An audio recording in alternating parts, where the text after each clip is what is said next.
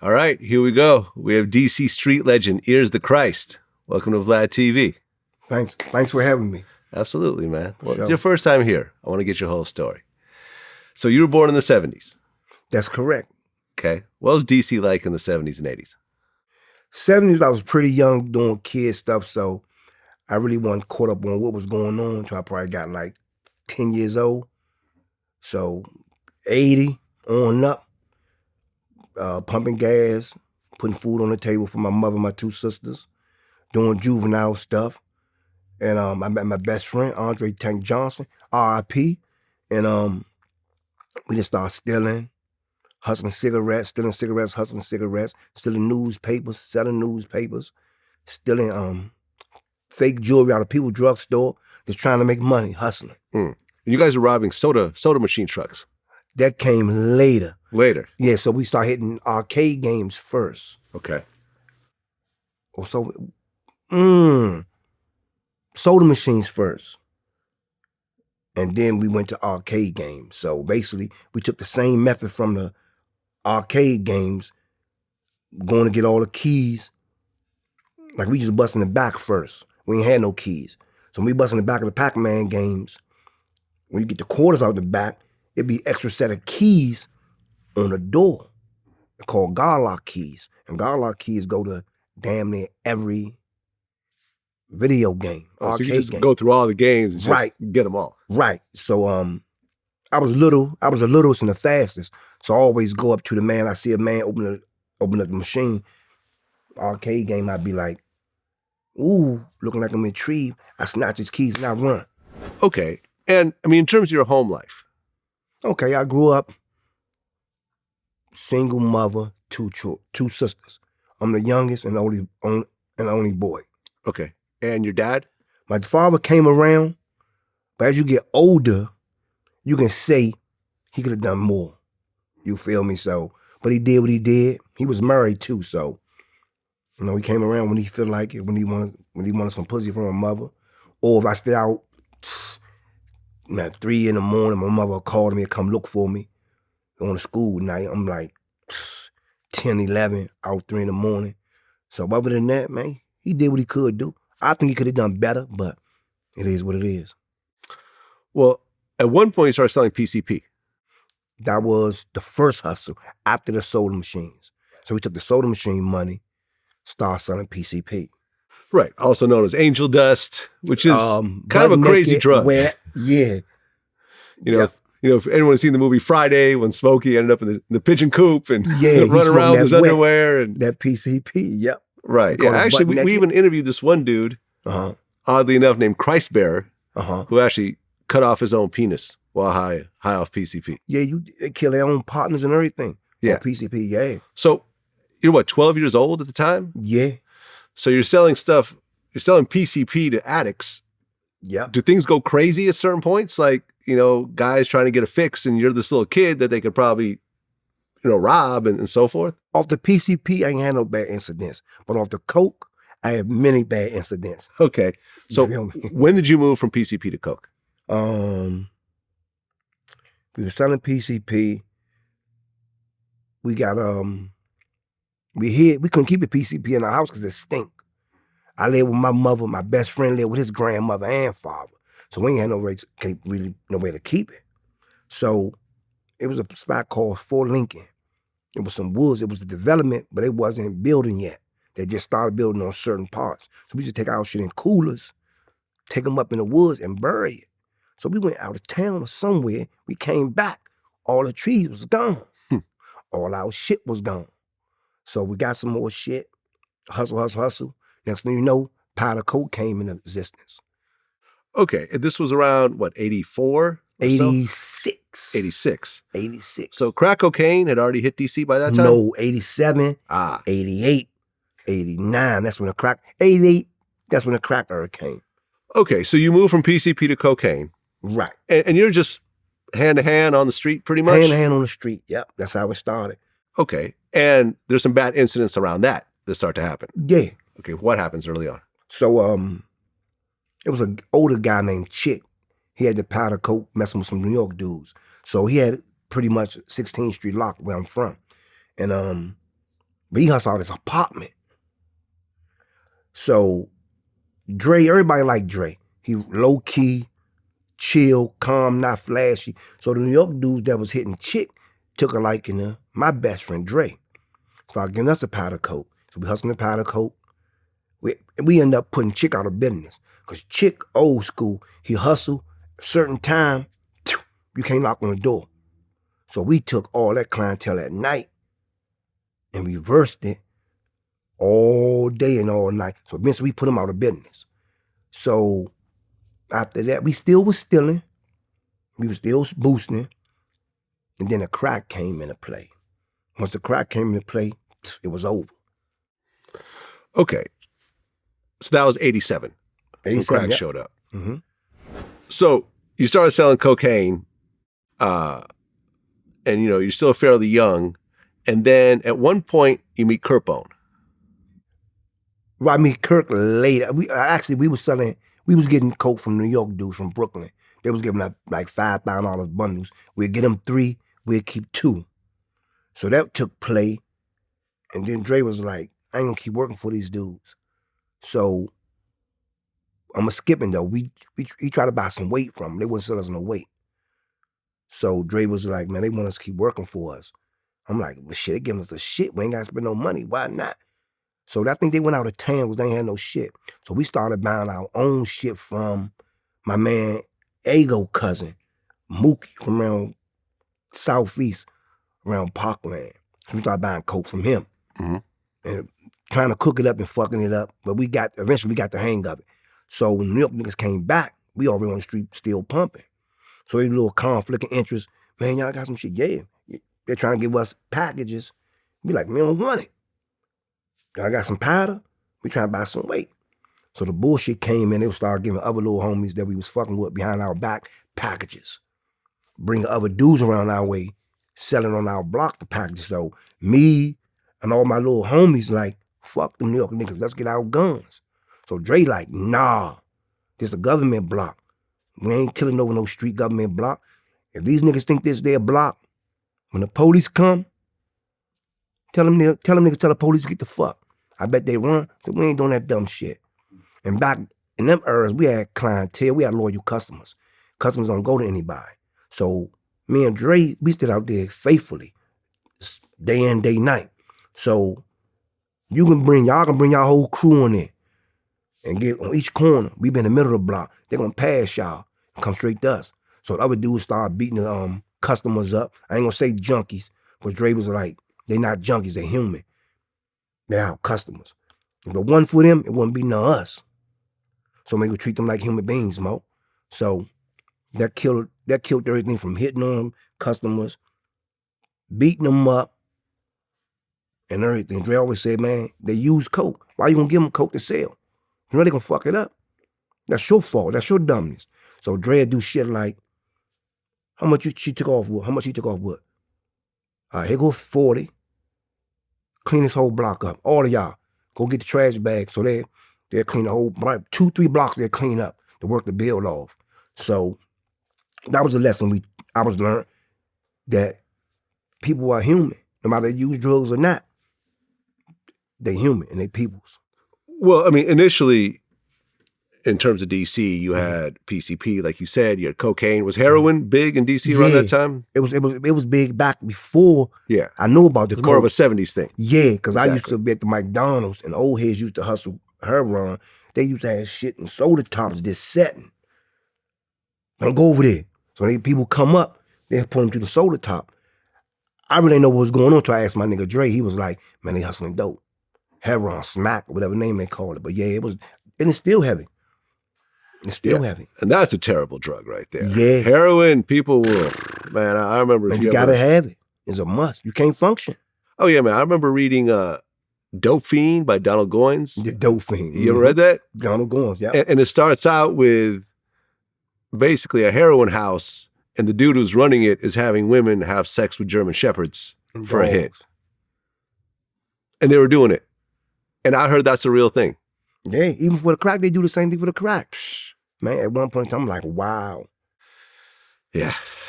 So then 87 crack hits DC. 88 we had crack. 87, 88. 8 we had crack, Okay. yep. Did that just change right away or did it take a while? Nah, it's like this shit came in like some New Jack City shit. It took over. And so we was pumping. So after the New York shit faded out, we still was fucking with Mookie over Southeast, R.I.P. Mookie. He got killed on a motorcycle. He did like 15, 20 years, came home like a year, got hit on the motorcycle and died. So after that, we jamming, we pumping, we going through the big fella, right? We going through the big fella, CB, right? So we pumping so much, CB like, man, I'm gonna turn y'all on to a good dude. You feel me? So we was like, we don't care. We was pumping so much. Kirk like, CB like going out. So we put up on him one night. He was trying to take his lady to the movies. We had to beg him to go get some shit for us. He said, we don't sleep. We trying to get paid. We trying to get rich. So he did it. He came back, gave us the shit. The next day he was like, man, I'm going to turn y'all on to my man. He a good man. Y'all a good man. So he introduced us to Alpo the Rat. Alpo Martinez. Alpo the Rat. That's what I called him. Yep. Okay. And that same year, you got kidnapped. 88. I got kidnapped 89. 89. Okay, so let's get into that then. 89. So what happened? On the kidnapping? Yeah. Okay, Well, what led up to it, first of all? Okay, the arrest. We had an apartment in Greenbelt, Maryland. And we pumping. We take our money there, had all our coke in there and everything. Never do that. Put your money, coke in the same spot. Never do that. All your money in one spot with the coke, period. So some dudes, we had some bras, took some little hood rats over our apartment. Which Dre was never ruled, don't bring no females over your apartment. Dre took some Southeast hood rats over our apartment. Took off, we went to Atlantic City, or Vegas, we went to Atlantic City, come back, our apartment broken into. The safe gone, it was like 110 in there. We probably had some more money laying around. They took all the Dre Gucci clothes. I was too little. They couldn't fit my shit, so they left my shit. So from that 110,000 they took, within 4 months, we made like $1.5 million. Within 4 months, 5 months tops. That's how much DC was pumping. Off our little strip. We weren't even selling weight to nobody at this time. I'm going hand to hand. We going hand to hand on the block. I'm selling at least 5 to 10 bricks a day, cut up and working 40s. And so Dre was like, we gonna move. I'm like, cool, we gotta move because the nigga said our spot, we gonna move. I don't know who wasn't paying the rent. You know, I'm 16. So I go with the spot, I'm cutting up the coke, breaking it down. Next night, I hear something, boom, boom, boom, boom. I'm like, fuck that. I'm thinking this Dre or one of my homies playing. So I go to the door, they put I think the police had the peephole covered up. I said, I trained my voice, who is it? They said, sheriff's open up. I said, hold on a minute. I said, oh shit. Went in the kitchen. So I got like 5 bricks of crack, all in ounces. So I'm chopping up 40s. I'm taking each ounce, chopping up in 40, getting ready for it later on. So I went in there, took the motherfucking coke, started throwing it in the garbage disposal. Then my little dumbass thought was like, I got bricks like shit in here. So I come out the kitchen, they got the door open with the chain on it. They see me run, they kick it in, boom. I run.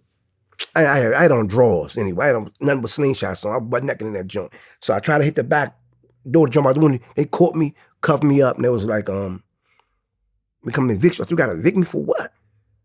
Not paying the rent. I said, not paying the rent. I had probably like 5,000 on the floor of my pocket.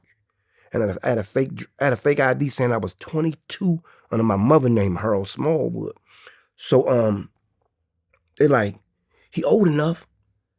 I said, I need rent money right there. So they was like, who ain't with you? I said, man, by myself. So one police, I don't know if he was a rookie or not, he went in the kitchen, looked, came out, went in the bathroom, he ain't by himself, it's clear. I'm like, shit, take the rent money. I'm like, man, they got me cuffed though, get the fuck out of here, take the rent money. Another police came in, I checked the house already. He said, no, I'm gonna check it. Man, he went in the kitchen, all I hear is, oh my God. He come out the kitchen, don't touch nothing. So he called, got a warrant, and brought the drug dog in. So when the drug dog came in, they smelled the money in the speakers, or even when we had money at events, they found it. And I was on the news, so I was like, I was trying to be, they was like, your ID, you 22. I said, I'm not 22. That's a fake ID. I'm a juvenile. Because I'm thinking, I go to juvie, I'm a run. Because everybody run from Boys Village. So I'm like, I'm going to give them a fake name. I'm going to run. So I said, I'm not an adult. I'm a juvenile. They was like, your ID say this. I said, I don't care what the ID say. That's a fake ID.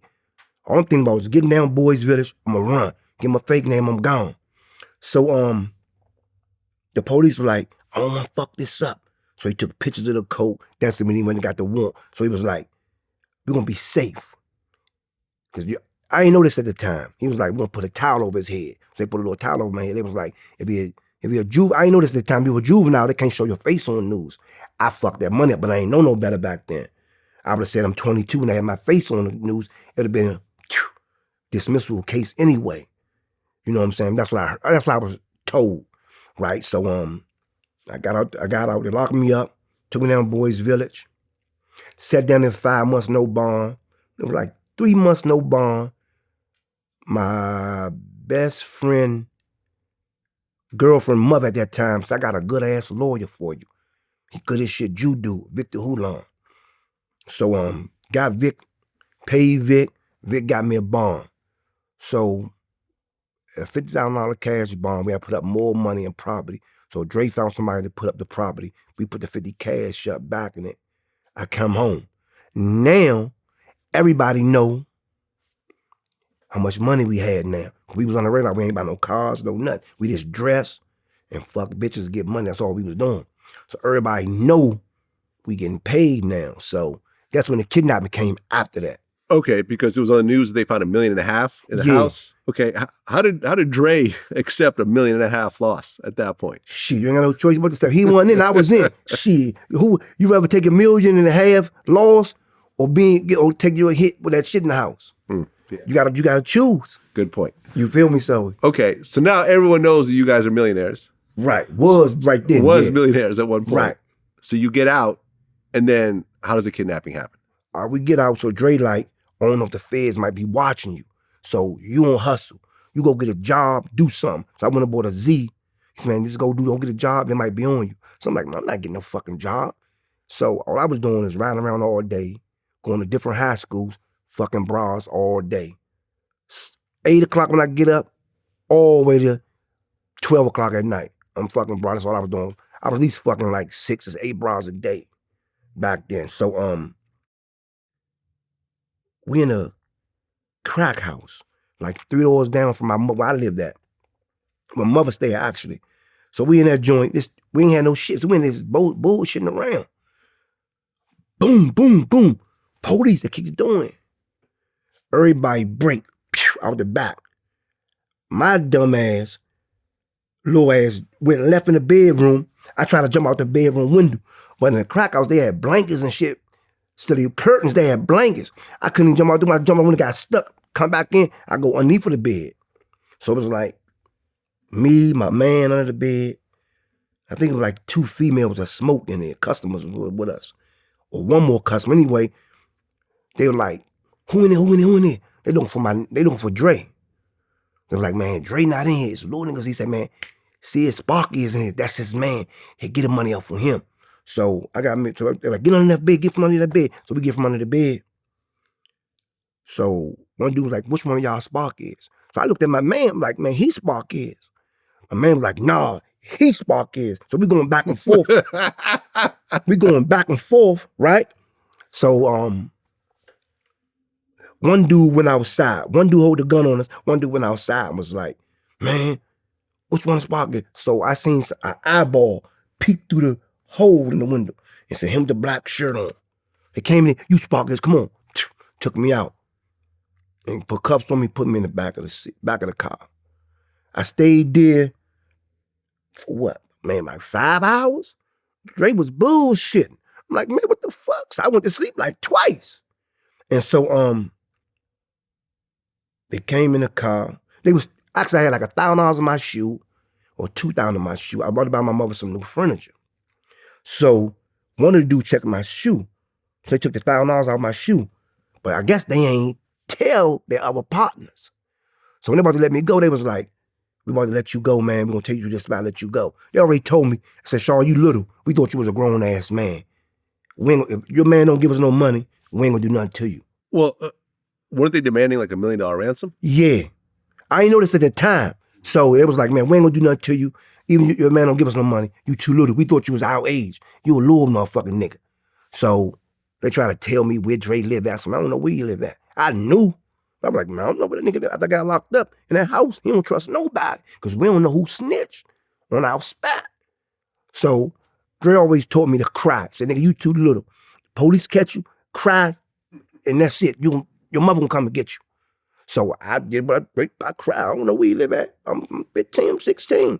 They were like, you too young. They let me, there was so Dre, whatever Dre was talking to him about, we had a code. But Dre already knew I got kidnapped anyway. So I put the kidnapping code in for Dre on his beeper. I gave him the number and told him my code, so they beeped Dre. You guys had a kidnapping code. Yeah. That's how serious it was. Yeah. An actual code for kidnapping. Fuck yeah. Okay. Yep. For real, because you got to, because if you don't let your man know, he can come and they'll snatch him. You feel me? So you gotta have that kidnapping code if you get money. Okay. So you're in the back of the car and Dre is still talking to him. Right. So what happens next? I stayed in the car about 5 hours. So he came to the car. Dude was like, man, one dude was like, you search him? I said, man, I ain't got nothing. Your man took the $1,000 I had in my shoe already. What dude? The nigga ain't even telling me he took the 1,000. So I guess he tried to cover for himself. I guess he's that bitch ass nigga. So he jumped out the car, went up into a house or apartment.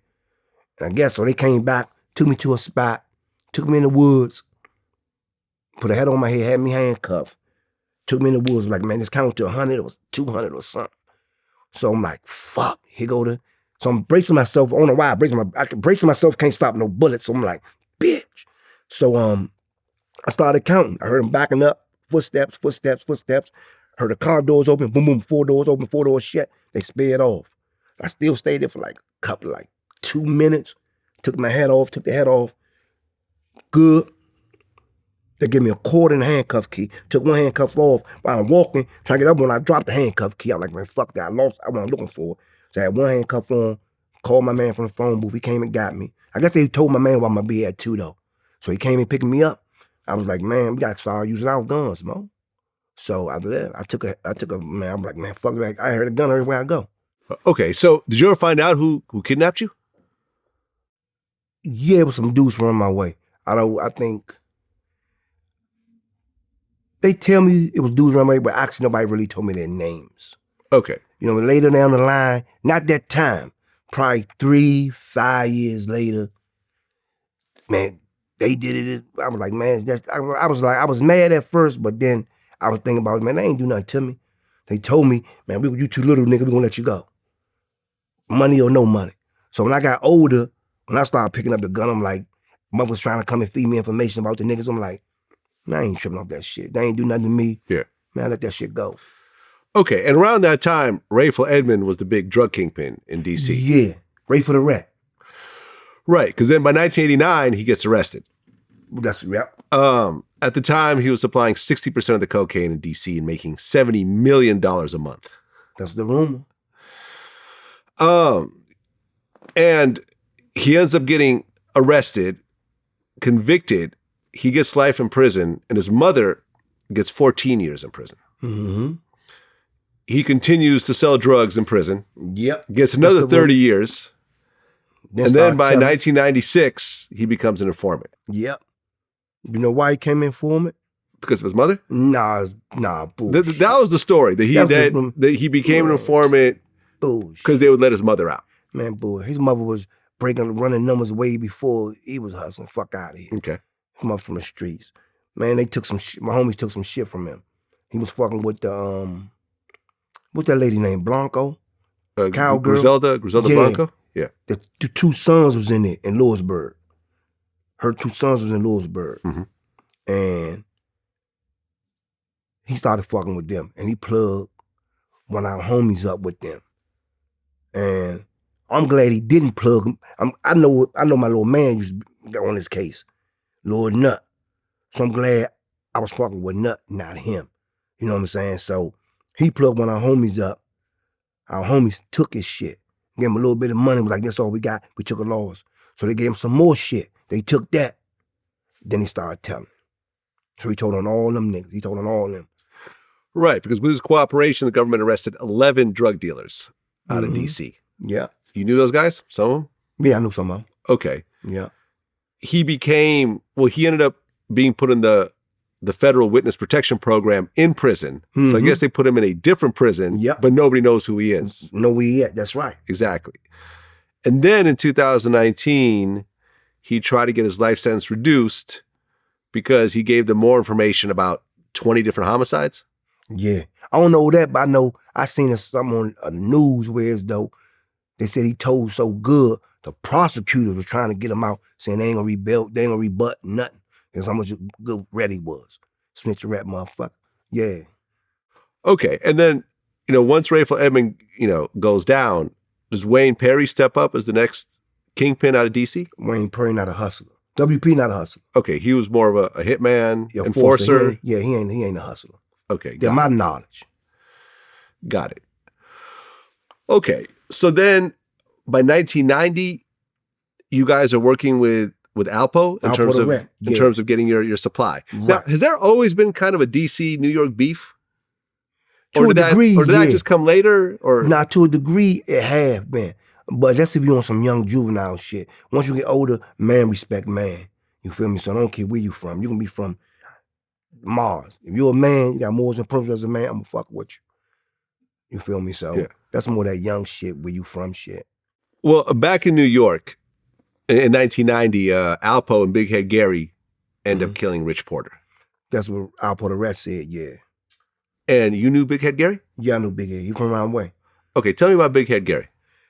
Little short dude, big head, getting money, and making his money, and that's it. Okay. Well, was he always the shooter? I never known guys a shooter. Okay. Never. Well, according to Alpo, once again, that basically they got Rich Porter in the car in a van with him to talk about some money. There was like a $300,000, drug deal that he did, I guess, behind Alpo's back, so forth. And, when he lied to him, Alpo told Big Head Gary to shoot Rich Porter. Gary shot him, but, Rich didn't die. So then Alpo had to shoot him also. They ended up dumping the body in the woods. And after that, Alpo ended up leaving New York and going to DC full time. Right. Got it. But see, you got everything that Alpo the rest said, you got to cut that shit in half. Because he a scumbag and a lie. You got to, like I tell somebody that jumped on my page, right? If he's saying that his story was that Rich got some shit and ain't tell him. When me and Dre go cop, we together. If Dre go by himself, he gonna tell me. So listen to Alpo the rest story. He said he was out and he bumped into his plug. So if that was your plug, you had that plug number. How the fuck are you gonna bump into a plug if that's your plug? You gotta read between the lines of what this nigga say. So he's saying, he asked Rich, where you get the shit from, how much you charge, why you charging me more? But there ain't no reason to kill your man. Right. There's no reason to kill your man. I agree. Cut the bullshit. Alpo Rat is a jealous bitch ass nigga. You feel me? He's jealous. And he want the spotlight. Okay, so Alpo goes to DC full time and he's your plug at that point. Yeah. Okay. And I guess he wanted to hang with you guys, but Dre said that you should never hang with your plug. That's right. Okay, why is that? All right, Dre, I asked him, I said, Dre, I said, nigga supposed to be all right, why we don't hang with him? Dre was like, nah, we don't never hang with your plug. I said, man, listen, he might be under investigation. We be a full-time investigation fucking with him. And then you got the same token. A lot of these dudes be jealous too. If you hang with him, and he come around hanging with us, they might be mad. We don't need no extra bullshit. He said, man, you might don't know it.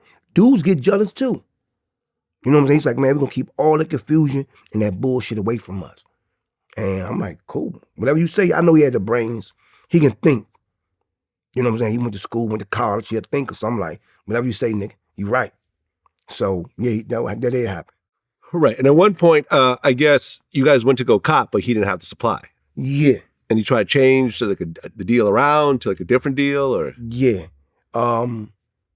Dre was like, first we was pumping so much, Alpo the rep went back to CB and was like, man, you sure these little niggas cool, man? Where they selling all this shit at? So Slim was like, around there.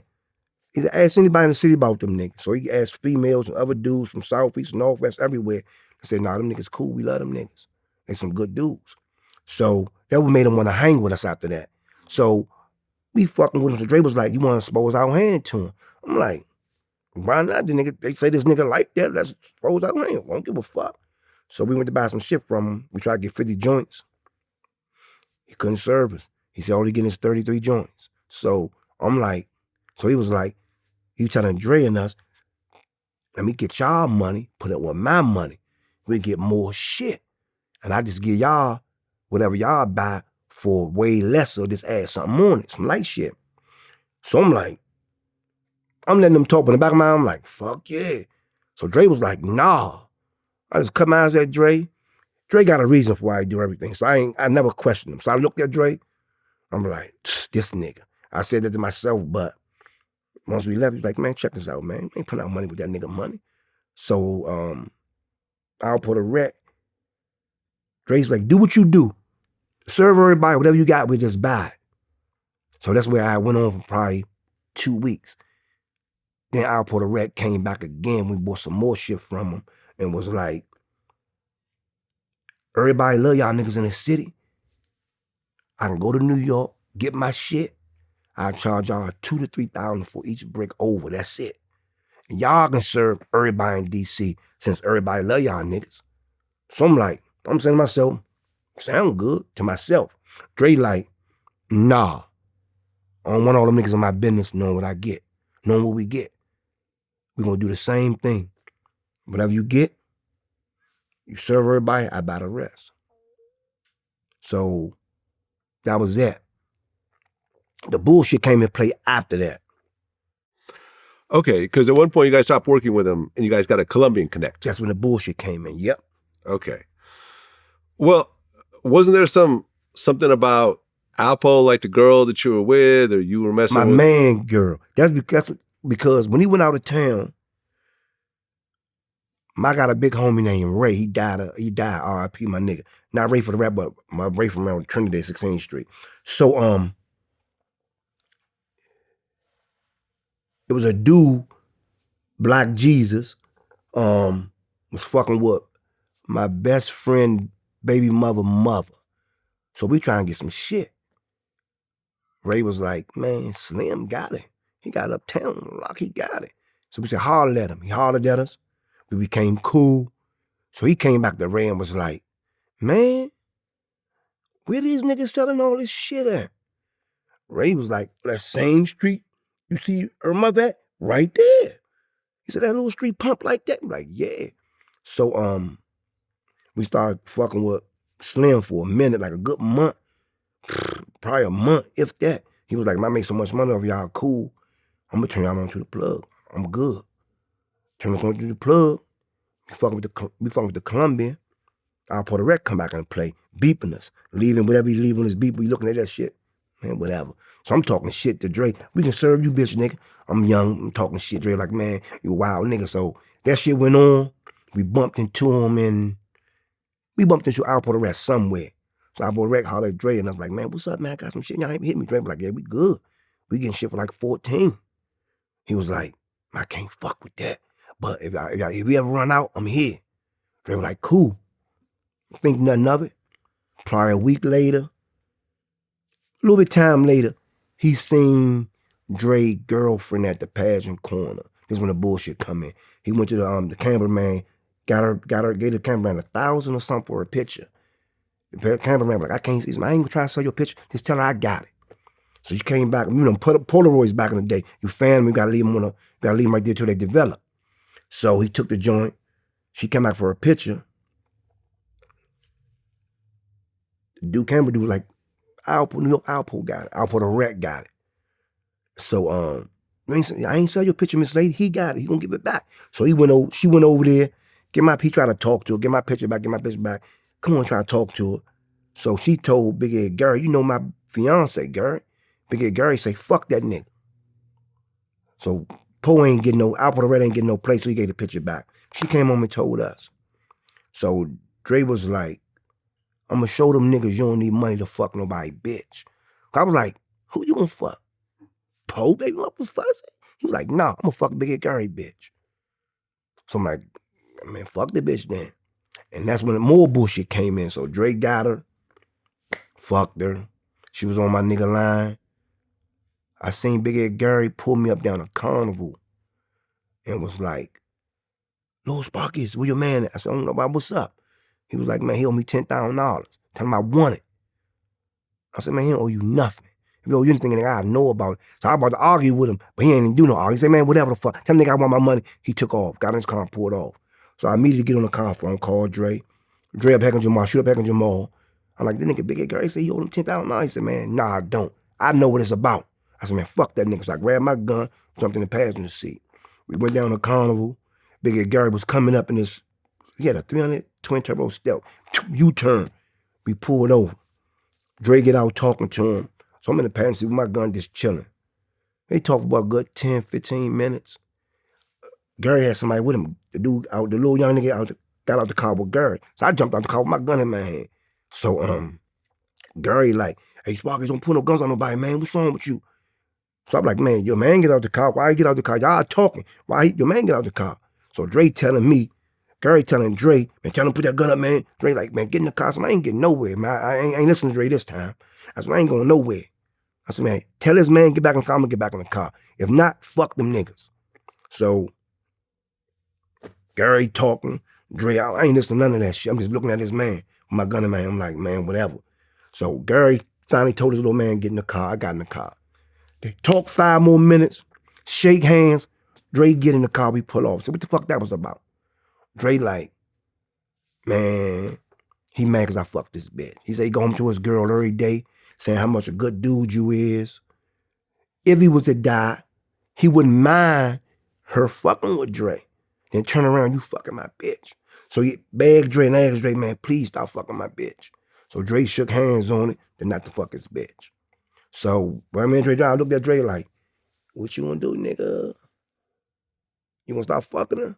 He was like, yeah, I'm gonna stop fucking her. I say, you ain't gonna fuck her one last time? They be like, I'm gonna fuck her one last time. I said, man, fuck that bitch one last time. So Dre fucked her, cut her off. So she mad. She calling Dre had to get her people's change, sell them a change and everything. The bitch stalking my nigga. So she tried to say, are you scared of Gary? We ain't wanna hear that shit. Dre gave his word, he ain't fucking the bitch no more. So she get in an argument with Gary and tell Gary she pregnant by my nigga, which she wasn't, to make him jealous. So that's when the Colombian nigga went out of town and had no shit. We still had probably 20 bricks. So Dre was like, we had an AJ promotion company, Andre Johnson promotion company. We was about to move to Cali and try to do this rap shit back then. So Dre was like, I said, man, he called me like, man, fuck them niggas, too much shit going on. Fuck them niggas. He was like, man, I'm gonna get this shit one last time for extra spending money. I'm like, man, we really don't need this shit. I'm saying to myself, I'm like, man, fuck them niggas. He took off. I'm waiting on him. I'm talking to him. I'm in the house, nigga. I'm counting money. I said, I'm about to come out there. Wait on me. I gotta come back past you. I'm on my baby mother house on the high rise. I can look at the high rise and see BW Parkway. So I'm like, man, don't leave me. I'm going with you. So I'm calling him. I'm counting the money, nigga. I'm about to make me something neat. So I'm like, man, don't forget me. Laid down, my baby mother. I'm fucking my baby mother. I'm laying there. She go get a rag, wash me up. Man, I felt that motherfucking gunshot. I jumped up. Bitch! My nigga! Put my clothes on, call everybody. Everybody looking for Dre. Nobody found him. I said, we met Alpo the Rat. So I said, I know all the spots we meet him at. I went to all the spots we meet him at. He wasn't there. But Alpo the Rat knew that, so they took my man from one of the spots we met him at on the highway to the next exit. And dumped his truck off with him in the back in the alley. So when I came back from all the spots, his father was like, we gotta go to the mall. They found Rad Body, which is Dre older brother. Because Dre always uses ID. They go for twins to a degree. But we knew who it was. So we went over there, me, his brother, and his father. It was Dre. So I'm telling everybody, I don't know if WP pulled the trigger, MJ, or Big Ed, or Alpo the Rat. I don't know which one put it. So I said, man, he went to meet him, I don't know, pull the trigger. We're going to see him, we're going to get at everybody. Fuck him. If I see any one of them, we're going to get at him. So time go past probably a week or two. I got a broad. I'm driving past the Metro Club. I see KO the Rat and Chico the Rat car out front. I pull over with the broad and I said, I'll be back. I'm running the Metro Club. Went in the Metro Club. So I go in the Metro Club, I see them niggas by the door. I'm like, what y'all niggas doing up here? Y'all ain't even tell me y'all was coming. I'll pull the Rat on my heels. Sparky to me hard. I said, man, what's up, Slim? Man, you telling girls I had something to do with Drake getting killed? I say, man, why would I tell a bitch that? I said, I think you had something to do with my nigga. I'm going to see you about it. I tell no bitch my business. He said, man, I ain't got, he snitched on Big Head Gary off the top. I ain't got nothing to do with that Big Head Gary Caprice shit. Gary did that shit. Man, I love y'all, man. We cool, man. You need anything, call me, man. Gary did that shit. He put his hand out, shook his hand. He left. I turned around to these niggas. I said, man, why the fuck y'all ain't tell me these bitch ass niggas was in here? I'd have been home. I'd have got my chopper. I'd have been out front waiting on them bitch niggas. So I'm mad at them niggas. I'm like, why the fuck y'all ain't tell me them niggas was in here? Then here come old W. Here come a bitch come beside me. Then here come old WP trying to talk to a bitch beside me. Hey, baby, you fat. But he trying to see how I look for real. Hey, baby. Then I be saying how I look. And fuck you then, bitch. And he took back off and went back where I pulled the rat in them. I looked at these niggas, supposed to be my homies. I was so mad. I said, you bitch ass niggas ain't tell me they was there. I left. So I called my little Maryland little man. The Bama's in here. Bring the chopper. So I met him. I let the bitch keep my Lex. I told her to beat it. Jumped in the car with him. Went back down to Met. I seen an MPV van sitting right there. I said, well, they getting in this van. And across from the Met, on the same side as the Met is 18 wheelers, but it's the trailer parts. So I was in the back of the trailer, posted up on an MPV van. They ain't go to that MPV. I stayed out there like 6 in the morning. The Metro people started coming out, getting in their cars. I got out the joint, I left. So the next day, Chico the Rat called me. Big Head around here. I said, bet. I'm on my way. Dropped the bitch off. Pew, shot. Ran away. It was fluke. That shit was fluke. So we ran and tried to hit Gary. We missed. Chico left me. I'm shooting by my man. It was some bullshit. So we rolled out, fucked up. So Gary called himself looking for us. Some old wild bullshit. Then he got killed. Yeah, I think Alpo the Rat and them tricked him. Right, and we'll get into that part of the story. So, number one, Wayne Perry. Mm-hmm. How well did you know him? I didn't know him. You didn't? I know of him. No, of him. Do you know how him and Alpo hooked up? The story was that he was locked up. He couldn't get bond. I think Shorty Pop from over Southeast put Alpo on him to pay his bond. So when he came out, I guess he felt as though he owed Alpo the Rat loyalty. Right, and Wayne Perry became Alpo's bodyguard and hitman. Yeah, that's the room, yeah. And right around 1990, that's when Alpo got shot. Yeah. Okay. You know the story with that? Actually, I think in one of the documents he said the Trinidad homie shot him or something. But we was fucking with him at that time. We went to Washington Hospital Center to see him. And he had like a couple of bricks on him that we got up off from in the hospital. What the fuck happened? He was like, man, some fifth and no niggas try to snatch him. My other homies. And they shot him. He told us out of his own mouth. So later down the line, the fifth and O niggas, they killing, they hitting armor trucks, they going hard as shit. They ain't ducking nothing, they ain't going for nothing. So I guess once Alpo the Rat got WP on his team, he tried to send WP at them for some shit late that happened earlier. But them fifth and O niggas weren't going for that shit. Them uptown niggas weren't going for that shit. Nigga, get the fuck you and that nigga. Then our Alpo paid them to squash the beef. Yeah, and I remember one point I interviewed Teflon Sean. You know? Little Sean Branch, yeah. Sean Branch, right. And he actually told Wayne Perry not to fuck with Alpo, but Wayne Perry didn't listen. And Wayne Perry was allegedly his hitman during that time. Did you know anything about all that shit that was happening around that? You know, Alpo and Wayne's situation. Nah, I just would get glimpses and pieces of what was going on with Wayne if I run across him, and you know we'd talk, and you know I kind of like forewarned him before he even got to that you know, from what I hear about Alpo's characters, that he ain't to be trusted. You know what I mean? And he's a snake. And I told Wayne, like, man, I think you might need to separate yourself from that. But Wayne, I think, was happy with the situation he was in and was pleased with whatever Alpo was giving him with. And he wasn't hearing me. He wasn't hearing nobody. Nah, I don't know. I can't speak on it. I don't know. Okay. How well do you know Teflon Sean? That's like my little brother. That's how close we was. Okay. Yeah, and he got a whole bunch of crazy shit behind him as well. Yeah, all that bullshit he put out. I keep telling motherfuckers.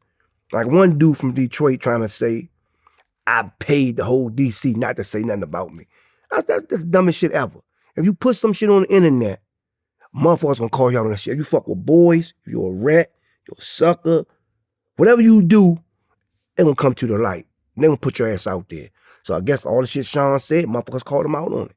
And his first book sold good, but I heard the second one ain't do so good, but you can't put bullshit out. Me and Sean was like brothers. We used to fight together, dress alike. I fuck a broad, he'll fuck the girlfriend. Vice versa, we was cool. Yeah, I mean, he ended up doing 25 years over a murder that he didn't commit himself, but his man did it, and he took the charge because he said that during that era, that's what man, you had to do it. That's right. I respect him for that. Right. And then in 1990, Alpo gets indicted, but he actually goes on the run. Mm-hmm. So right around that time, it just seemed like Alpo just was running a bloodbath in DC. Yeah. I mean, in terms of the people that got killed. You mean his hitter? Yeah. We get this straight for the record, because everybody keeps saying, New York dudes and everybody keeps saying he was a murderer. He wasn't. He took a cop to 14 bodies. He ain't killed nobody. So let's get that straight for all these YouTubers and these rat lovers. He killed this. He took a cop to 14 bodies. He didn't kill nobody. He told on the people that did the 14 bodies. Right, well, Wayne Perry did a lot of the murders. So, for example, you know, Alpo was responsible for Big Head Gary getting killed. And I guess Wayne Perry did it. And he went into the whole story about how Gary ended up shitting on himself. Yeah. And they stripped him naked, and just a really gruesome murder. And then Alpo... Alpo the Red tried to blame that on me. Oh, so you got blamed for Big Head? No, he tried. He tried to blame you. They was trying to come indict me for that shit. Yeah, when I was doing the 4.5 months up for that house and that shit out in the house. So the police called you and said that my lawyer kept coming up there. Okay, and they said that Alpo said that you killed Big Head, and he was ready to testify. Yeah, so I'm like, man, I'm telling my lawyer, man, I ain't do this shit, man. Tell that rat nigga, tell the truth. So my lawyer kept pressing me out, saying, man, I ain't do this shit, nigga.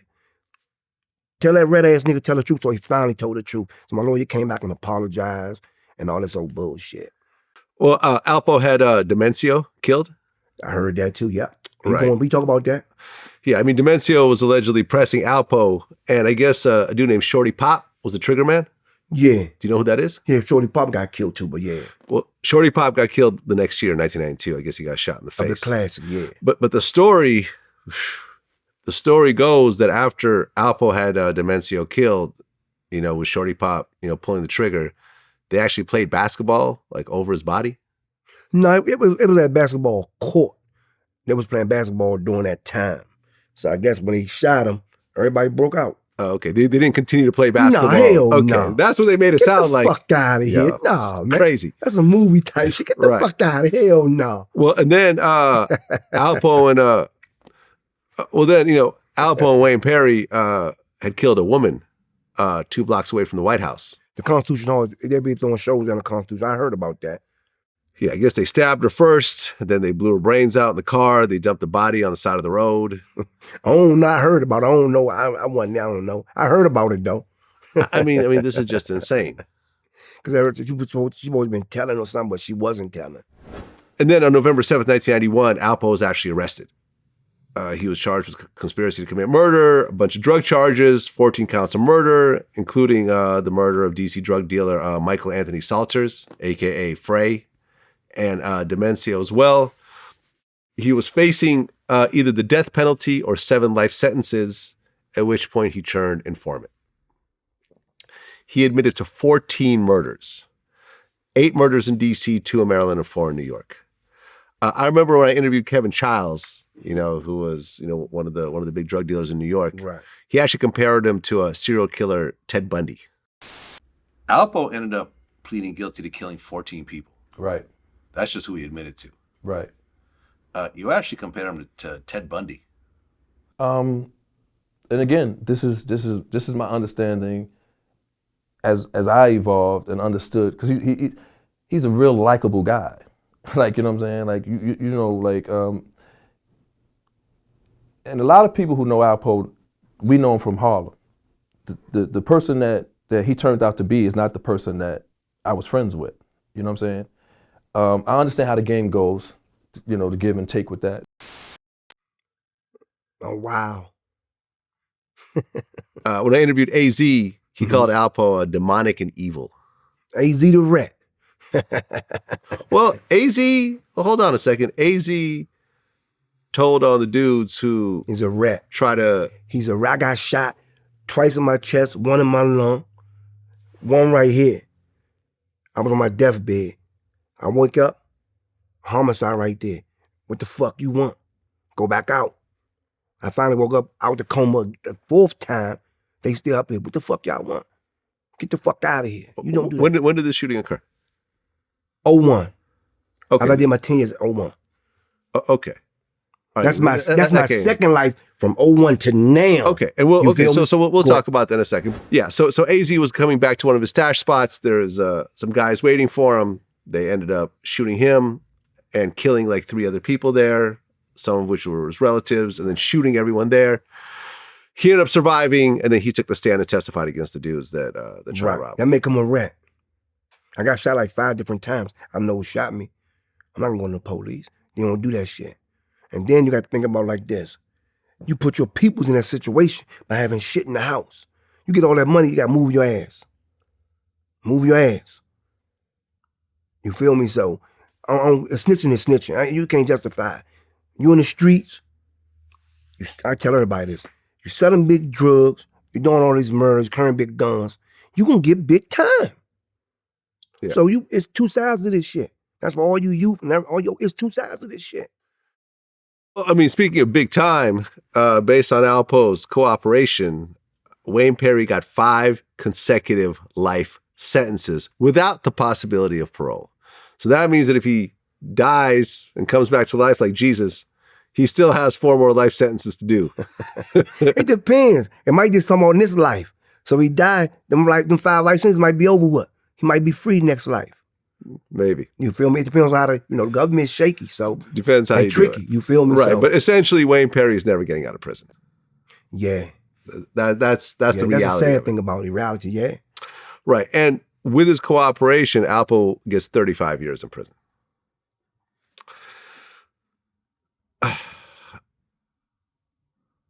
So did Wayne Perry try to reach out to you at one point? Yeah. My cousin called me one day and was like, "Cuz, man, WP, our cousin, Mo." I'm like, "He want rap to you." I'm like, "About what?" I'm gonna say that he fucking with the enemy. They supposed to set my man up and get killed. I don't fuck with that nigga. That's our cousin. I don't give a fuck cousin, no cousin. I don't fuck with him. He don't want to talk to me, tell him I say fuck that nigga. That was one incident. The second incident, he tried to get me and my man Duval to go send him over to DC jail because supposedly we put some money on his head. The fuck? I told my man, "You going up in that jail?" That's a extortion move, Mo. I told the bitch, man, tell the nigga I said fuck him. You want me to tell him that? I say, bitch, that's what I said, fuck him. Tell him that when you go up in there. Man, we ain't going up in that joint. Come on, nigga. We rolled out. And he got out of jail after that. So all these niggas on the internet talking about something. You wouldn't say that when they was home. Man, bullshit. He got out after that. Alpo the Rap was on the street. He come home this time. I was looking for him. He ain't do shit but hide. He ain't come out till I went back in on this bullshit 2 years I just did. Well, in 1992, you get locked up because of that house arrest. Right. So you end up doing like 4.5 months? Yeah. But then in 1993, you get hit with 10 years. No parole, no pussy, yeah. For drugs and guns. One gun, I had what? I ain't a lot of shit. I had what? 65 grams of crack, a 21 shot towards 15,000. But he sold me out. They wanted me from that first case. With all that shit in the house, I got fucking 4.5 months. So I got right back out of court, another charge. So he sold me out, basically. Right. 1993, you're what, 21, I think. 21 at the Some time? shit like that, yeah. How does it feel to get 10 years at 21 years old? Man, you gotta do it like Nike. Ain't no feeling. Shh, take that lick, man, keep it moving. You feel me? It's like the streets. Everybody you know in the streets in there. Everybody you ain't seen in the streets, they locked up. I mean, in those, well, you end up doing 7 years altogether? Yeah. Get out in Roughly 2000. 70, yep. What do you think was the worst experience you went through? The worst situation during those 7 years? Man, looking back, you probably miss your children the most, but other than that, man, it is what it is. So any violent incidents, any? Yeah, it was violence, but the most fucked me up was when I seen dudes. It was when I was locked, there was a lot of dudes hating on Baltimore dudes. Baltimore dudes don't like DC. Young men minds, but I was fucking with everybody. If you're a man, I fuck with you. So a couple of my homies was mad at me because I'm fucking with Baltimore dudes, hanging with them. It was a lot of bullshit, but it was violence, but it wasn't no, I was in a state, in what, ECI, Eastern Correctional Institute. It wasn't no serious shit going on down there. Fruit stabbings, fruit fights, but it wasn't no Beaumont or no motherfucking Big Sandy where it was killing her every day. You gotta walk with 2 knives. It wasn't none of that. Okay, so you get out in 2000. 2002, the movie Paid in Full gets released. Right. Did you see it? Yeah, I seen it. I got shot going to get the VHS. I'm sorry, it's not funny. Yeah, It's just kind of ironic that you're getting shot. I seen it, and my man was like, I want to see it. I said, I got it. So, I want to tell this part of the story, but I'm going to get this story to you if you want it. Let's hear it. Go ahead. No, go ahead. Let's hear the story. My man was like, I want to see it. Actually, he had a problem. So I was out that night trying to look for some niggas for him. But we couldn't find them. So I'm like, let's go to the strip club, the last spot. So he went to the strip club. I said, nigga, I'm going to be posted outside. He ain't in there. I said, what you want to do? I got a bitch that must stand there. Come on in. So I took my vest off, put it in the car. I said, they searching you, nigga? He was like, yeah, but no. I said, what that mean? So I was like, man, fuck it. So they were searching, so I ain't taking my gun in there. We went in there for like 20 minutes. He hollered at this little bitch. We roll out. I want to see that. I want to see Paid in Full. I said, I got you. I go, so I'll be right back. He pull up. I go get my key out my pocket. But always, I always have my gun on my hand anyway. In my pocket, I just always have my gun like this anyway. So open the screen door, I had a lock on. I open the screen door. I get to stick my key in the fucking door. I see somebody come past. I turn around. Boom, boom, boom, boom. I bust back. Boom, boom, boom. That's why I hit twice on my chest. The first time I get hit twice on my chest. I hit back to the door. Boom. But I'm still reaching though. I'm still pulling the motion. When I seen it out my pavilion view, what the fuck? By the time I turn around, he already had the ups on me. So he hit me twice on my chest. I hit back to the door. Boom. But when I raise back up, I'm still busting. So I busted him. Pop, pop, pop, pop, pop. He takes off and run. My nigga in the car pulls off and leave me. So I busted him. Pop, pop, pop. But the 2 in my chest hurt. But when I reached up, he was still shooting. I caught one in the lung. That lung fucked me up. So I'm like, bitch. Pop, pop. So when my man pulled off, he ran. So I'm taking off behind the car because I'm fucked up. So I'm shooting back. Make sure he don't come behind me. So my gun jammed. So I'm running down the street. man, wake the fuck up, nigga, wait up. He see me, he stopped. I run like a half a block. I'm bleeding out the mouth and everything. I jumped in the car. Man, pull the fuck off, hospital time, nigga. He pulled off. So I'm like, hospital. He's like, get rid of the gun. I said, man, fuck these guns. Throw them out the window, hospital. I goes out. 5 minutes later, I wake up. He still drives him to the hospital, nigga. So he got a fast ass car, so I take my feet. I'm trying to fight over the wheel, man. You just got this motherfucking souped up SS. Let's get out of here, man. Hospital, nigga. I go out. Wake up again. He in front of my cousin's house.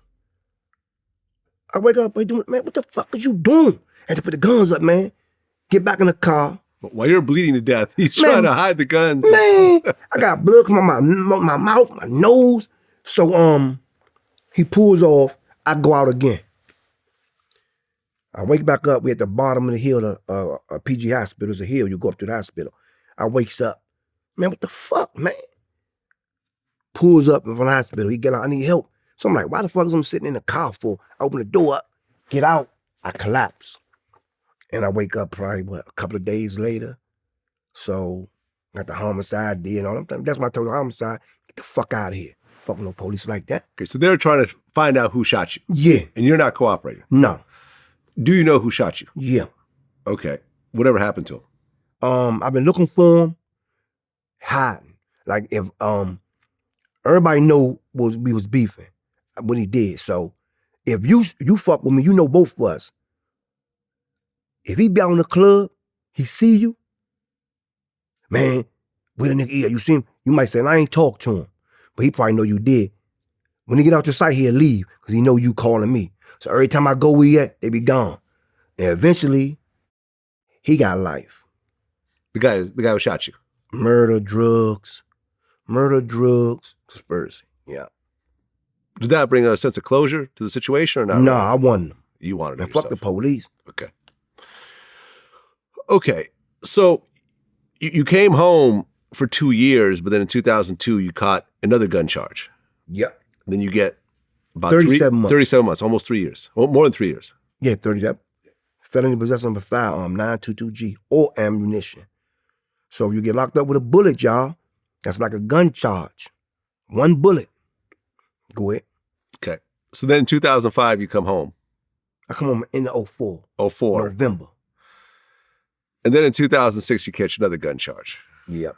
Two more. So going in and out of prison for the same thing over and over again, during that time, do you say, this isn't working out? Like I keep getting caught. Clearly, the police know me. I have all these priors. People are out to get me. I'm in an area where people are shooting me, and I got to, potentially shoot back and so forth. Why not just say, man, I'm just going to go to California. I'm going to go to Atlanta. I'm just going to, just say, fuck all this and start over. Man, it's like, for real, everybody talk about the addicts and the users, but that lifestyle is addiction within itself. So it was the lifestyle that kept you there. Ego. Man, this is my city. Ain't nobody running me from my city. A lot of people try to say, when I got shot the other time, play dead, go move. I'm like, that's bitch nigga shit. I'm not doing no moving. It's my city. You can't run me. If I come to LA and all y'all run me out LA, I ain't mad. Yeah, but that's young boy. I mean, it's young boy talk. You know what I mean? Yeah, like at the end of the day, man, you got kids. You know what I'm saying? You absolutely correct on that part. But back then, because let me tell you, go ahead.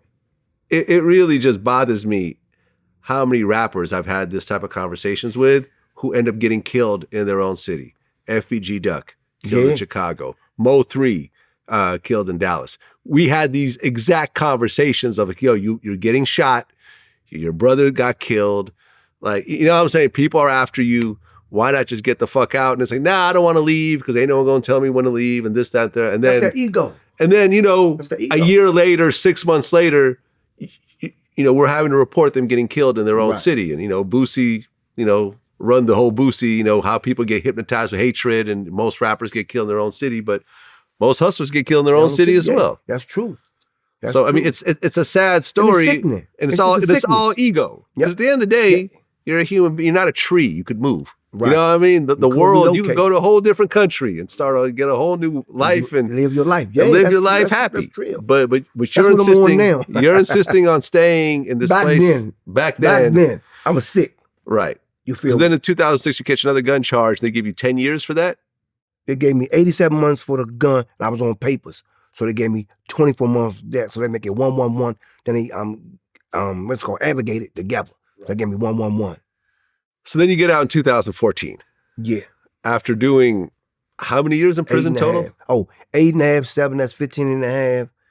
15, like 15.5. 15 and a half, plus the little 16. 5 months here, Right. 16. 16. I mean, a big portion of your life Yeah. at that I was point. 50, so minus, yeah. Yeah. Well, then 2015, Alpo gets released after serving 35 years I'll pull the wreck, get released. from ADX Florence. Okay. And originally, he gets put in the witness protection program Right. in Maine under the assumed name Abraham Rodriguez. That was the feds put him out there as, yeah.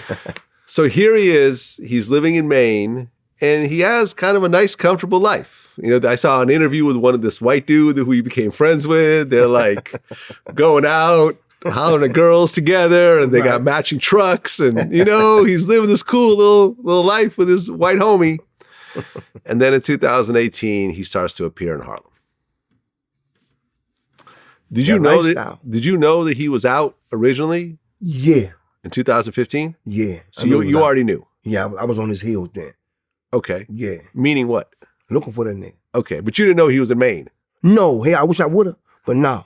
Because you look up his name, it's not even in the feds, if you try to watch, Right. Well, he's in witness protection. exactly, so going to say zero, or his name ain't going to come up. Right. You feel me? So, Right. But then when he appears in Harlem, now like everyone sort of knows who he is and people recognize him. People are taking pictures with him. Right. He's driving around in a motorcycle with a Right. Dior helmet and, you know, flossing.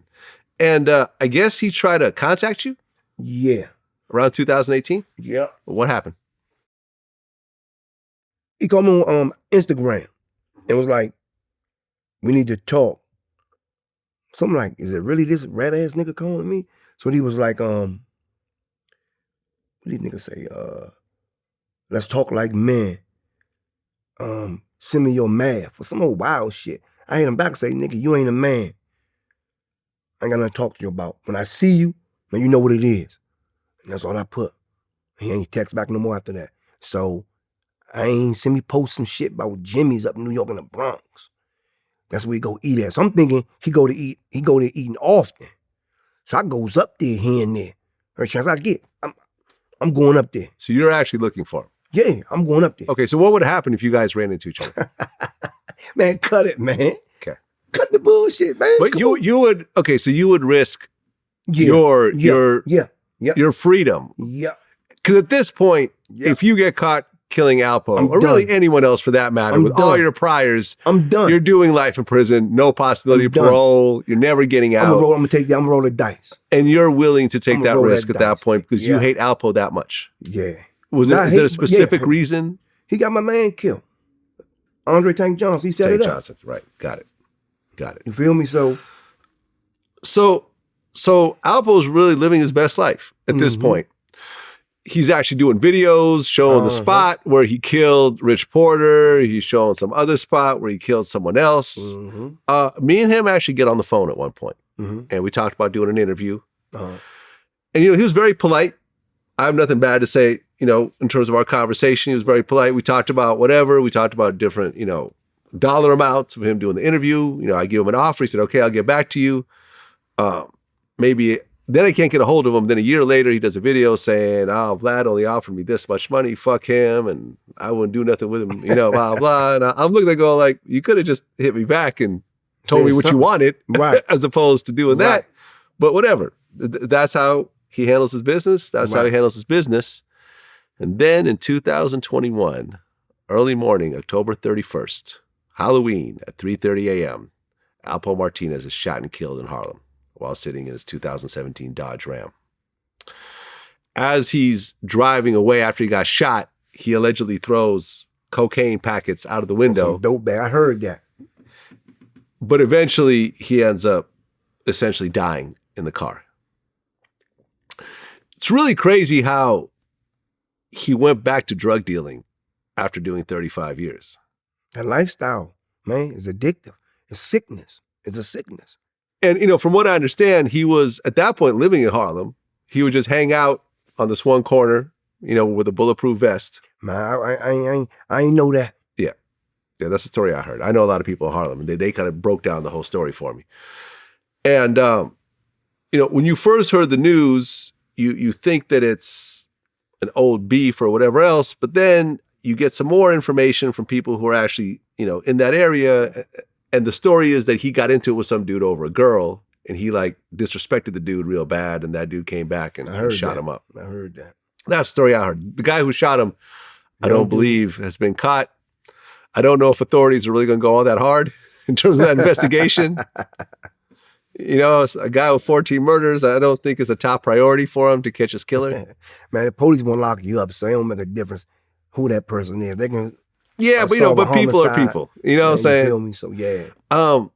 When you first heard the news that Alpo got killed, what went through your head? Man, I was mad, but I was happy. Mad and happy. Yeah. Because you didn't get I to did do a it video. yourself. Yeah. You did a video about it. Yeah. You said, I've been waiting on this shit for so long, he slipped away from me a few times. Again. So you wanted to do it yourself. Yeah. So you were disappointed that you didn't get to do it. Yep. Still disappointed. You know, I interviewed AZ Faisan about it. AZ the Rat. What'd he say? He basically said that, you know, Alpo killed himself. That being so addicted to the lifestyle, you know, essentially what AZ said is that when it came to this game that you guys played, Alpo lost. He told on everybody. Mm-hmm. He cooperated. He had 14, you know, he got Wayne Perry doing 5 life sentences. He snitched on a whole other, you know, a bunch of other people. When it comes to being a respected street dude, he lost all that, but he wasn't going to accept that loss. He was insistent. He's trying to justify it. Yeah. He was going to insist that, well, I didn't tell anyone in New York. That's the justification. And you know, and I'm going to prove to everyone that I'm still the man in Harlem, and you know, I'm still that dude. When the reality is that he did what everyone shouldn't be doing in that life. Alpo killed himself to me, bro. He killed himself, bro. He didn't accept the loss. You lost in the game. They put you in Maine, gave you a decent job. If it was me, if the shoe was on my foot, I would have stayed in Maine, worked my job, and stayed away from that world, period, bro. I got another chance, bro. All the shit I did, thank you, God, bro. I'm going to stay up here and try to create a whole new life.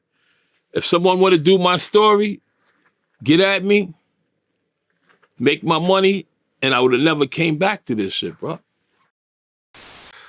Rich Porter's niece, who's actually AZ's daughter, went on social media and said, we waited for a long time for this day to come, and we are happy. That's why we're out here celebrating, drinking champagne. Everybody's reaction right now is celebration. It's a celebration for Harlem, period. Every dog has their day now. My uncle can finally rest in peace 32 years later. It's just that the pain my mother has felt all these years, I've been feeling that pain with her. Every dog has their day, and today was his. I believe in karma, and I'm glad I was here to witness it. Mano posted a picture of Demencio, saying that he's smiling down right now, happy. All right. You didn't see a lot of RIPs for Alpo. Man, he was there wasn't a lot of rest in peace, or you know, people Man, weren't saying scumbag, man. People weren't saying he's smiling down at us somewhere. He might be smiling up at him, but you know, wherever the fuck he at, catch him on a spirit plane. Fuck him. Yeah, and I mean, it was a very interesting ending to a story that a lot of people knew because of Paid in Full. Right, of the New York version of it, right. Exactly. And just recently, it was announced that Dame Dash is actually working on Paid in Full Part 2. I heard that. And you made a comment about it. Yeah. And that is? Oh, no, I said, man, I ain't knocking him. What he do? You know, it's his hustle. But like I tell everybody, part 2 can be about what? He read it, came home and got killed throwing dime bags out the window. I'm the DC part of that movie. That's why I got my shit called Fully Paid. You feel me? So I'm the link to the DC version. Yeah, I mean, I really feel that the New York DC drug connection story really would be just an epic film. Feel me? You know, to this day, is there tension between New York and DC? No, it's like this. It's the mindset. I fuck with a lot of New York dudes, LA dudes, Atlanta dudes. I fuck with a lot of people. So I wouldn't say there's no tension on man time. If you're a little kid, you on some, he from there, you on some child shit. You know what I'm saying? If you on some man time, I don't care where you from. You gonna be from the sticks. I don't care. You on man time, I'm on man time. I'm gonna respect you as a man. You know what I'm saying? So, yeah. Well, right now, you're 50 years old? 50. About 20 of those years were spent in a cage. Yeah. With no women. Nope. You don't get to eat what you want. Nope. I never masturbated, never jerked off, none of that.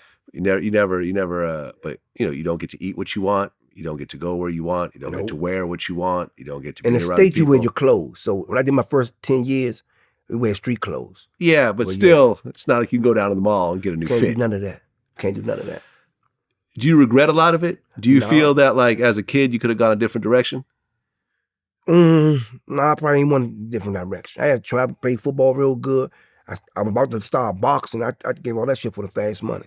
So if I had to do it all over again, I still do it, but I just changed certain shit the way I did it. As far as the house shit, anything, I just changed that, but I still would hustle. In terms of your drug business, at your very height, how much were you making a month? So my years was the most, 89 to 93. Like when Dre got killed, they took what, 270, 370 off of Dre? My head was still like 20 bricks on like a meal. So I was by myself 20, but Dre got killed, what, 91, 19, 20, with 1,000,020 bricks. So that was my highest peak by myself. You were making millions. Yeah. What do you think was the craziest shit that you bought? See, we really ain't buy shit, because Dre don't like the flashy shit. But after Dre got killed, I just bought any car I want. 300 ZX, Benz, convertible Porsches. I started doing hot shit, as they'll say, and Bama shit, as we'll say. Right, which caused more attention. Yeah, but they already hip to me, so I can't stand around no more. You know, when you look at the drugs that you pushed in your own community, you know, some of the people that you sold to directly or indirectly were probably some of your friends, parents, sisters, aunts, brothers, fathers, aunts, grandmothers. Yeah. And crack really had a devastating effect on DC, you know, all the way down to, you know, Marion Barry even got caught smoking crack at one point. Marion Barry, a good man though. People loved him. He got People shit loved done him, for but the it just shows the effect of crack in DC to the point where even the mayor is smoking it. And then he gets reelected. Everybody loved him because he put jobs on the street for the youth. Yeah, no, he loved the people. I know people around him, and I get it. And I get it. But when you look at your role in this, and you look at the lives that you affected negatively, do you feel bad about it? Or do you feel like if it wasn't me, it was someone else? Actually, I ain't gonna say it was somebody else. At the same token, I always used to justify this, and I still justify it until I actually start being around users. I used to say, man, I ain't making them buy it. They coming to me. They looking for it. That was my justification. But as I got older and actually hang around people that use, I ain't gonna say dope fiends, people that use heroin and coke, the choices they make, you'll be like, Slim, you got this to feed your kids and this to get high with, and you fucking choose this and really let you know. I used to be like, that's a fake ass excuse they using. But actually, that drug a motherfucker. So if you got a problem. By being around them and the decisions they make, you plan on their weakness. And it's a sickness. Drug use is a sickness. So what I know now, I wouldn't do it again. Yeah, I mean, I have crack addicts in my family. And the Me too. stories I I've wouldn't- heard are terrible. Yeah. Absolutely terrible with the effects of it to this day. You know, you're Yeah, talking still to about this day. things that happened 30 years ago. Yeah. I know people that are still suffering from those situations to this day. It's just a horrible drug. Yeah. It's just All a them horrible drugs, drug. Alcohol, everything is fucked up. Cigarettes, everything. It's Yeah, but addictive. crack is a little different. Yeah.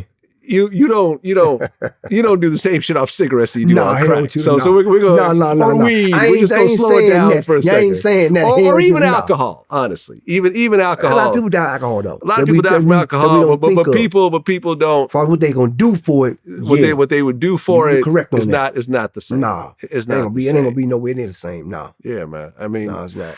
and DC suffered as a city time. for a long time. Lives lost. Yeah, You know, after leaving for so many years and coming back and seeing what DC is like now, is it about the same, better, or worse? it's the same, but it ain't worse. It's worse and it's not worse to a degree. They built up more houses, row houses. A lot of Europeans moved there, so it's mixed. But the worst part is, it's still a lot of killing. And then it's like killing over what? Yeah. Back then we killed over money. It had to be some type of issue. As far as not no little money, not no thousand, not no like when Sean broke in our house and stole our money. It wasn't no more money worth killing them over. And that was my little friend. You know what I'm saying? So just take it as a loss. I'm gonna cut you off. I'm gonna beat your ass when I catch you, little nigga though. But I just ain't fucking with you no more. Yeah, man. I mean, DC has a very interesting history. Yeah. You know, I lived through it, thank and, God. and you're a part of that history. Yeah, thank God. The creator, Allah, Jehovah, whatever name you may choose to call him. But Yeah. man. Well, here's the Christ, man. I appreciate you coming in and sharing your story. I feel that, you know, the paid in full story and everything associated with it has endured so many years. And I feel like the DC part of that story is something that hasn't been fully explored. In heaven, I'm trying to get it. I'm trying to get it out there. You know somebody? Not really, Not but really. you know, Connections Club. interviews like this, we've had interviews turn into movies. Bet. You know, it's happened multiple times. Or documentaries or the such, or people just using what we do to create other projects. So, you know, us putting it out there, I think will potentially trigger certain things and so forth, because it's a hell of a story that you were right in the middle of. So I appreciate you coming in, man. And, you know, just hope the best for you. Hope you stay out for the I rest ain't of your trying to go life. back in. You know I'm what I mean? enjoying life now. Yeah. My little children, you feel me? You're 50 years old now. Yeah. You got 4 kids? I think 6. 6. You think 6. Let me see. You're 6. not sure? 6. 6. You got 6 kids, man. 2 older, 8. And, you know, when you look at the pattern of it all, if your father was more involved in your life, it probably would have gone a little bit differently. No. You don't think so? No. You were going to do whatever you're going to do regardless. It's the environment. Like I be telling. Well, let's put it like this. If your father was more involved in your life, he could have potentially put you in a different environment. You were in your environment because... Yeah, okay. It might have been. Because of the monetary situation that your mother was in. True. It depends on if I was never there, yeah. But once I was there, it would happen like 10 years old, it probably been too late. You feel me? It would have been too late. But listen, that fast money is addictive. Yeah, the lifestyle. You know what I mean? everything I've addictive, dabbled in it at some point. It's addictive and it's fast and it's easy and you ain't got to work for it. And you don't have to you don't have to show up and get promoted. You do what you and want to do. You know, it's not a lot of work at all. You know, it's a lot of work, but it's not. It's not. People think it's a lot of work. You got to keep a gun on you. Got to make sure nobody following you, go in your house. It's a lot of work to a degree. Yeah. And you were shot how many times? I got shot over the years. How many different instances? Probably like 4 different times. 4 different times. Yeah. Yeah, man. And this is what we really try to really push when we have people like yourself on, is that it gets, the drug dealing lifestyle gets so romanticized in the movies and the hip hop and everything else like that. When the reality is 20 years in prison, shot 4 times, including in the chest and everything else like that, kidnapped, 16. building up $1.5 million in drug money, only to have the police take it all. One day. You know, having your best friends murdered, having to go to their funerals at 20-something years old, and you know, what I mean, having to look at their mothers and fathers, and them looking at you, going like, you had, you know, you didn't have something to do with this, but you're part of this whole thing, and you know, we have to look at you knowing that, you know, we have this child that's gone right now. So, like I said, man, appreciate you coming in. Wish you all the best, and looking forward to some more projects from you, man. Thanks, man. Be a shout out to my page, man. Go ahead. Is the Christ at YouTube, DC Finest Gangster. My IG is the same, Is the Christ, DC Finest Gangster. My Facebook page is my real government name that my mother named me, Harold Jackson, but I'm on there. It's private. My Instagram is open. All the rest of my page is open. So hit me up, like that subscribe button, and y'all take it easy. Yeah. And your name, Ears the Christ, was originally Spock Ears. My original name was Spock Ears, yeah. Because you have big ears? You had pointy ears like Dr. Spock. Right. So my old dude named Earl gave me the name Spock Ears. Yeah. And it got changed to Ears the Christ? It got changed from Spock Ears to Ears. And then then I changed it when I got conscious, and I changed my own name to Is the Christ. Christ ain't nothing but a Greek word for anointing. DC Finest Gangster. Because I made it this far, I'm still living, so I got my freedom, I ain't washed up, so I'm the anointed. There you have it, man. Appreciate you coming in. I appreciate you for having me. Peace. All right, peace and love.